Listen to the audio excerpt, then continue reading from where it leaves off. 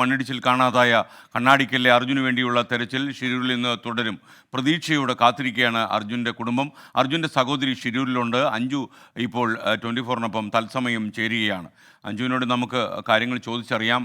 അഞ്ജു, എനിക്കറിയാം ഒരുപാട് കാലമായി നിങ്ങൾ വേദനിക്കുന്ന ഒരു കാര്യമാണ് സഹോദരൻ എന്തു പറ്റിയെന്നറിയാൻ വേണ്ടി. ഇന്ന് തെരച്ചിൽ ആരംഭിക്കുമ്പോൾ അഞ്ജുവിൻ്റെ മനസ്സിൽ എന്തൊക്കെയാണ് കാര്യങ്ങൾ?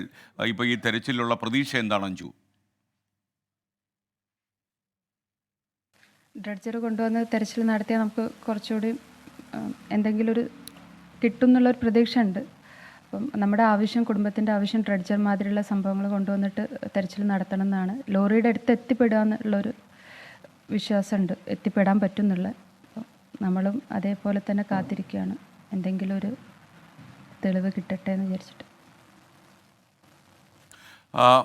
അഞ്ജു, ഈ നമ്മുടെ ഈ മുങ്ങൽ വിദഗ്ധനോടോ മറ്റോ അഞ്ജുവിന് സംസാരിക്കാൻ കഴിഞ്ഞു? അതുപോലെ അവിടുത്തെ ജില്ലാ കളക്ടറോടോ മറ്റോ സംസാരിക്കാൻ കഴിഞ്ഞു? അവരൊക്കെ എന്താണ് അഭിപ്രായം പറയുന്നത് ഇപ്പോൾ? ഇല്ല സാർ, ഇതുവരെ നമ്മൾ ആരുമായിട്ട് കോൺടാക്ട് ചെയ്യാൻ ശ്രമിച്ചിട്ടില്ല. ഇപ്പം അങ്ങോട്ട് പോകുന്നേ ഉള്ളൂ. പിന്നെ ആരുമായിട്ട് സംസാരിക്കുക, ആരും ഇൻഫർമേഷനൊന്നും തന്നിട്ടൊന്നുമില്ല. പിന്നെ ഹസ്ബൻഡുണ്ട്, ഹസ്ബൻഡാണ് എല്ലാം ഇവിടുന്ന് വേണ്ട കാര്യങ്ങൾ ചെയ്യുന്നത്, എല്ലാവരുമായിട്ട് സംസാരിക്കുന്നത്. നമ്മളിപ്പോൾ അങ്ങോട്ട് സ്ഥലത്തേക്ക് പോകുന്നേ ഉള്ളൂ. അഞ്ജു ഷിരൂരിലേക്ക് യാത്രയാകുമ്പം അഞ്ജുവിൻ്റെ ആഗ്രഹം എന്താണ് ശരിക്കും? കാരണം ഈ തെരച്ചിലിൻ്റെ വിവരങ്ങൾ എന്തായാലും നമുക്കറിയാൻ കഴിയും, അത് തീർച്ചയായിട്ടും ഉണ്ട്. അതല്ലാതെ പ്രത്യേകിച്ച് ഈ ഗംഗാവലി പുഴ, ആ പുഴയിൽ ആണ് ഈ ലോറി വീണുപോയത് എന്നാണല്ലോ നമ്മളെല്ലാവരും വിശ്വസിക്കുന്നതും വിശ്വസിക്കാൻ ഇഷ്ടപ്പെടുന്നതും. അപ്പോൾ എന്താണ് സഹോദരന് പറ്റിയത്? അതിലെ ദുരൂഹത മാറ്റണം എന്നുള്ളത് തന്നെയാണ് ഏറ്റവും പ്രധാനപ്പെട്ട കാര്യം. എന്നാലും മറ്റെന്തെങ്കിലും ആഗ്രഹം വെച്ചിട്ടാണ് ഷിരൂരിലേക്ക് പോകാൻ ശ്രമിക്കുന്നത്?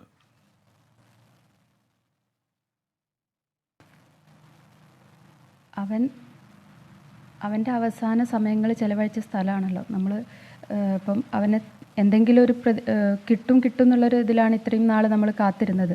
അപ്പം ഈ ഡ്രഡ്ജർ കൊണ്ടുവരുന്നതിന് മുന്നേ തന്നെ നമ്മൾ ഈ ആഴ്ച വന്നിട്ടൊന്ന് ഇവിടെ വരണം, അവിടെ കുറച്ച് സമയം ചിലവഴിച്ചിട്ട് പോകണമെന്ന് ആദ്യം തീരുമാനിച്ച് വെച്ചതായിരുന്നു. കുടുംബവും ഒരുമിച്ച് വരാമെന്നായിരുന്നു വിചാരിച്ചത്.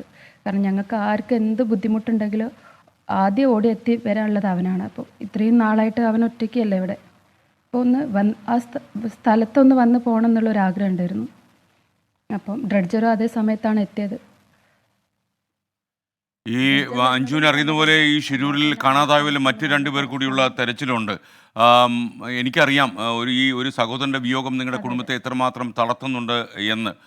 മറ്റ് 2 കർണാടക സ്വദേശികളാണ്, അവർക്ക് വേണ്ടിയും അന്വേഷണം തുടരുകയാണ്. അപ്പോൾ കർണാടക സർക്കാർ ഒരുപാട് സ്ട്രെയിൻ ഇതിൽ എടുത്തിട്ടുണ്ടെന്നാണ് ഞാൻ മനസ്സിലാക്കുന്നത്. അതിൽ നിങ്ങൾക്ക് എന്തെങ്കിലും പരിഭവമുണ്ടോ? അവർ തീരുമാനമെടുക്കുന്നതിൽ വൈകുന്നു, അങ്ങനെ എന്തെങ്കിലും പരാതിയുണ്ടോ?